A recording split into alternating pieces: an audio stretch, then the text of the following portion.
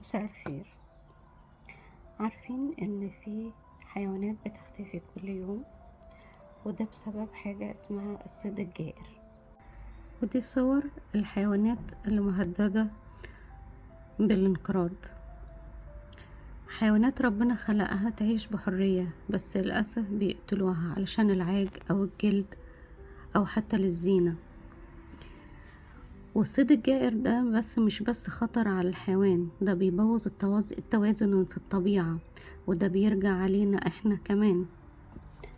احنا نقدر طبعا نغير ده، ننشر الوعي، ما نشتريش حاجة من حيوان هينقرض، نعلم ولادنا الرحمة، وياريت نفعل الجرس وندعم القناة علشان صوتنا يوصل لأكبر عدد ممكن، علشان نحمي الحيوانات دي ونحمي الطبيعة من الخراب. باي باي.